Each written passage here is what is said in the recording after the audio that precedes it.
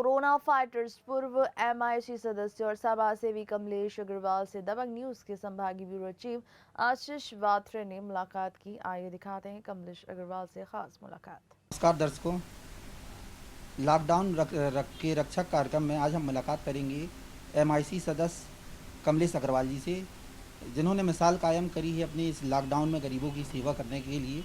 इन्होंने बहुत मेहनत करी। आइए बात करते हैं, शुरुआत करते हैं। 70 दिनों से पीड़ित मानवता की सेवा कर रहे हैं पूर्व एमआईसी सदस्य कमलेश अग्रवाल जी। आप महामारी के संकट काल के शुरुआत में कमलेश जी ने गरीबों को भोजन कराया। निश्चित रूप से जब पूरे हिंदुस्तान में कोरोना की महामारी फैली तो शुरुआत के दिनों में तो ऐसा लगा कि हम इस लॉकडाउन से बहुत जल्दी बाहर निकल जाएंगे, मगर जिस प्रकार से कोरोना वायरस लगातार फैलता जा रहा था, इस कारण केंद्र सरकार और प्रदेश शासन और शासन प्रशासन ने ये लागू किया कि कम से कम लॉकडाउन करेंगे तो सोशल डिस्टेंसिंग से कहीं ना कहीं जाके हम कोरोना से बचेंगे।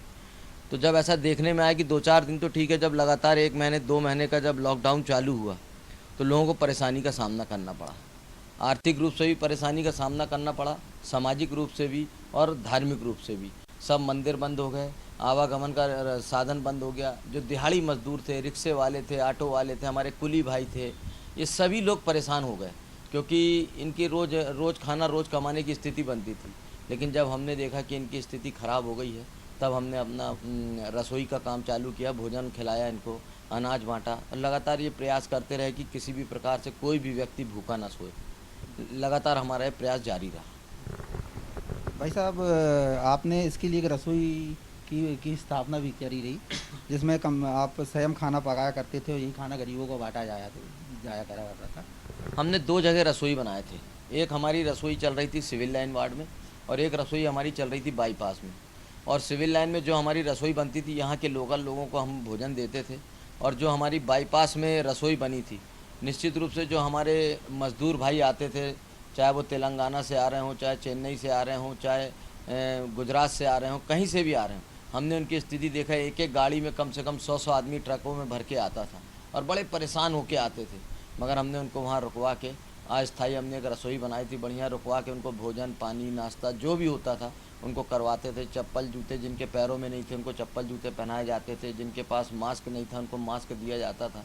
और एक सबसे बड़ी बात कि हमने जब वहाँ पे अपनी रसोई खोली तो एक हमने बहुत अच्छा काम ये किया कि हमने वहाँ पे लोगों को खोए की जलेबी भी खिलाए, हलवा भी खिलाए, मीठी बूंदी भी खिलाए, मठा भी पिलाए, जूस भी पिलाए। लगातार इस प्रकार की चीज़ें दिए जिससे शुगर लो होती है, शुगर डाउन होने लगती। मगर लोगों में बहुत उत्सुकता थी और बहुत खुश होके गए।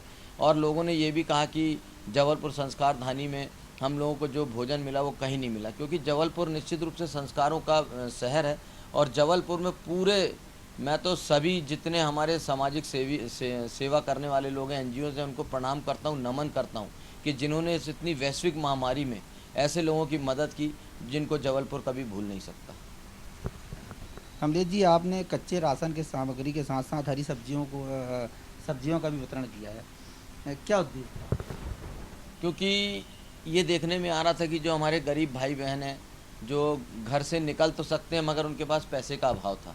और जब पैसे का अभाव रहता है तो कुछ खरीदने में भी अक्षम हो जाते हैं। तो हमने सोचा कि क्यों ना इनको सब्जी भाजी भी दी जाए ताकि इनका घर चल सके, दो समय की सब्जी तो खा सकें। अनाज दिए हमने उनको। अनाज में सभी प्रकार की चीज़ थी, दाल, चावल, आटा, तेल, शक्कर, चाय पत्ती, मसाला, साबुन वगैरह भी हमने दिए लोगों को, ताकि उनको कम से कम जो उनकी रोज़मर्रा की चीज़ है वो कम से कम उनको मिल जाए।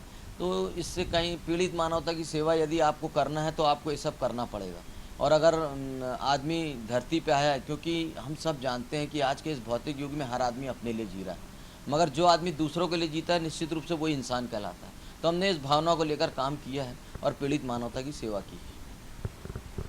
अच्छा कमलेश जी, प्रवासी मजदूर जो अपने ट्रक और बसों से अपने प्रदेश और शहर वापस जा रहे थे, उनके लिए भी आपने बाईपास रूट पर शीतल पेय का इंतजाम किया है, भोजन का इंतजाम किया है ना? ऐसे कितने मजदूर हैं जिन्होंने आपने व्यवस्था मैं आपको बताऊं, वहाँ लगभग 80,000 से 1 लाख लोगों को हमने भोजन खिलाया, क्योंकि वहाँ पे रोज़ 25 से 50 हज़ार आदमी निकलते थे। मगर कुछ जगह ऐसे वहाँ पे थे कि जहाँ लोग और भी हमारे ढाबे बने हुए थे, रसोइयाँ बनी हुई थी जहाँ पे लोग लगातार भोजन भी करते थे।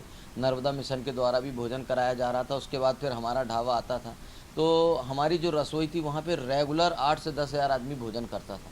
तो उससे हमको एक आत्मिक शांति मिलती थी, क्योंकि वो जो भी आते थे, आपको विश्वास नहीं होगा, लोग पैदल आए हैं, साइकिल से आए हैं, मोटरसाइकिल से, बेंगलोर से और गुजरात से, कहाँ-कहाँ से पैदल आए हैं। और पैदल आने के बाद आप सोच सकते हो इतनी भरी गर्मी में उनकी क्या स्थिति बनती होगी। हमने उनकी सेवा की। 1-2 मज़दूर तो ऐसे भी थे जो बीमार पड़ गए थे, तो उनको हमने जबलपुर हॉस्पिटल में उनका इलाज भी कराया। उनको इलाज कराने के बाद उनको वापस दूसरी गाड़ियों में रवाना भी किए। लगातार हमारा ये प्रयास था कि कोई भी मज़दूर ऐसा ना हो जो कोई भी परेशानी से यहाँ से गुजरे। जो भी मज़दूर जाता था हम उनका भोजन, पानी, चाय, नाश्ता और उनको बाकायदा जो भी व्यवस्था होती थी सब व्यवस्था करते थे। मज़दूरों के लिए मसीहा बन के उभरे कमलेश जी, बहुत धन्यवाद आपका। तपती गर्मी में मज़दूरों को राहत मिले इसके लिए आपने उन्हें चप्पल प्रदान की, साथ में गमछा भी प्रदान किया। सबसे बड़ी बात है कि गर्मी में आदमी की मुख्य आवश्यकता होती शीतल जल। हमने उसके लिए उनको मठे की व्यवस्था की और इसके अलावा हमने ठंडे पानी की व्यवस्था की। वहाँ पे हमने डीप फ्रीज़र रखे थे, बर्फ़ की व्यवस्था थी ताकि हर प्रकार से ठंडी चीज़ उनको मिले। इसके अलावा हमने गमछे की व्यवस्था की, मास्क की व्यवस्था की, दवाइयों की व्यवस्था की। जिस प्रकार के फल फ्रूट जो भी थे हमने सभी लोगों को दिया है और कोई भी ऐसा मज़दूर नहीं था जो जबलपुर से भूखा गया। ये इस महामारी के संक्रमण के से नागरिकों को बचाने के लिए कमलेश जी आपने कॉलोनी और बस्तियों में लगातार सैनिटाइज़र का छिड़काव कराया है। जब कोरोना वायरस फैला जबलपुर में तो ये पता चला हमको कि सैनिटाइज़ करने से कहीं ना कहीं जाके इसका फ़ायदा होता है। तो हमने हर मोहल्ले गलियों में यहाँ सैनिटाइज़ की व्यवस्था करवाई और आज भी हमारा काम सैनिटाइज़ का चल रहा है। हर घरों में हम करवाते हैं और नाली जो भी हैं उनको भी पूरे तरीके से साफ़ करवाते हैं। लोगों को ये संदेश भी देते हैं कि इस महामारी से बचने का सिर्फ एक ही उपाय है, सोशल डिस्टेंस। हमने सोशल डिस्टेंस का काम किए। एक बात और बताना चाहता हूँ आपको, बहुत अच्छी बात, कि हमने पूरे सिविल लाइन में लगभग 50 स्पीकर लगाए हुए हैं। आप देखोगे बाहर निकलोगे तो पोलों पे स्पीकर लगा हुआ है।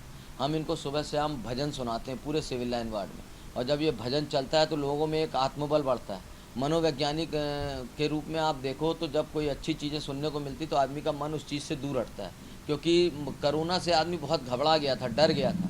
मगर आज स्थिति ये है कि हम सभी को इसके कोरोना से डरना नहीं है, कोरोना से लड़ना है। और अगर लोगों को हमने ये चीज़ सिखाए और लोगों तक ये संदेश पहुँचाए कि कोरोना से कैसे बचा जाए, तो निश्चित रूप से बहुत अच्छी पहल होगी। अपने घर वापस जा रहे प्रवासी मजदूरों को की हर संभव मदद करने वाले कमलेश अग्रवाल जी पिछले 75 दिनों से लगातार पीड़ित मानवता की सेवा कर रहे हैं। जब हमने देखा कि शहर में तो हम लगातार अनाज का वितरण और भोजन का वितरण कर रहे थे, मगर जब हम पेपर में और आप लोग के मीडिया के माध्यम से पता चलता था कि इतने मजदूर इतनी तादाद में अपने अपने घर वापस लौट रहे, किस स्थिति में लौट रहे हैं, ये देखने काबिल तो था नहीं। मैं आपको बताऊं, एक एक बस में 100-100 आदमी भर के जा रहे हैं, ट्रकों में 100-100 आदमी, छोटा हाथी ऑटो में भर भर के आदमी, मोटरसाइकिल में एक एक गाड़ी में 4-4 आदमी जा रहा था। आप सोचो कि उनके साथ क्या स्थिति बनती होगी। हमने सोचा कि इनको अच्छा भोजन कराया जाए, अच्छे से इनको यहाँ से रवाना किया जाए, ठंडा पानी पिलाया जाए, दवाई दी जाए और मास्क दी जाए, गमछा दिया जाए, ताकि जब वो धूप में गाड़ी चलाए तो अपने शरीर को बचा सके। इस प्रकार की हमने मदद की और कहीं ना कहीं जाके उनका हमको आशीर्वाद मिलेगा। कमलेश जी निरंतर आप पीड़ित मानवता की सेवा कर रहे हैं, आपका सेवा कार्य कब तक चलेगा? लोग आपकी बड़ाई करते हैं अधिकतर, मैंने देखा, क्या कहना? बड़ाई की कोई बात नहीं है। मैं आपको एक चीज़ बता दूं, भारतीय जनता पार्टी का एक एक कार्यकर्ता पीड़ित मानवता की सेवा के लिए लगा रहा। आपने देखा होगा कि कोई भी ऐसा कार्यकर्ता नहीं था जो इस काम से अछूता बचा। हमारे चाहे सांसद जी हों, चाहे हमारे विधायक जी हों, चाहे हमारे मंत्री हों, लगातार इस बात का प्रयास करते रहे कि किसी भी व्यक्ति को तकलीफ़ नहीं होना चाहिए, कोई भी व्यक्ति भूखा नहीं सोना चाहिए। हमने इस बात का प्रयास भी किया, हमारे सभी पार्टी के लोग प्रयास भी किए और हम लोगों ने सब मिलकर, हमारी एक टीम है जिन्होंने, मैं अपनी पूरी टीम को धन्यवाद दूंगा जिन्होंने मेरा आखिरी तक साथ दिया। और अभी मेरा ये कार्यक्रम 15 तारीख तक चलेगा। 15 तारीख को इसका समापन होगा। इसमें जो हमारे जिन लोगों ने कार्य किया है सबका मैं सम्मान करूंगा और इस बात का प्रयास ज़रूर करेंगे 15 तारीख के बाद कि लोगों को इस बात का संदेश दें कि कोरोना से बचने के क्या क्या उपाय, हम इस चीज़ का प्रचार प्रसार अच्छे से करें। कमलेश जी, आप हमारे चैनल के माध्यम से और लोगों को राजनीतिक गण हो या फिर आम नागरिक हो क्या संदेश देना चाहते हैं? मैं सबसे पहले तो पूरे पत्रकार जगत को बधाई दूंगा कि उन्होंने कोई भी नकारात्मक रिपोर्ट पेश नहीं की। पूरे कोरोना वायरस में उनकी सकारात्मक रिपोर्ट थी और उन्होंने पूरी तरीके से जनता को खुश रखने की कोशिश की। और दूसरा, मैं जनता को सिर्फ एक ही बात कहना चाहता हूँ कि कोरोना से डरना नहीं है, लड़ना है। और कोरोना से बचने के लिए 2-3 उपाय करना है। एक तो सोशल डिस्टेंस का पालन करें और किसी भी प्रकार से कहीं भी इकट्ठा भीड़ लगा के खड़े ना हों और कोई भी ऐसी वस्तु ना छुएं जिसको किसी और ने छुआ हो। और घर में जाएँ तो सैनिटाइज होके जाएँ। कहीं भी रहें, दिन में कम से कम 25 से 30 बार हाथ मुँह धोएं ताकि इस बीमारी से आप दूर रह सकें। लॉकडाउन के रक्षक कार्यक्रम में आज हमने बात करी एमआईसी सदस्य कमलेश अग्रवाल जी से, जो कि मानवता की सेवा के लिए बिल्कुल तत्पर सदैव समर्पित रहते हैं। अगले किसी कार्यक्रम में हम बात करेंगे नए मेहमान से। आशीष बाथरे, मनी सिक्का के साथ, जबलपुर।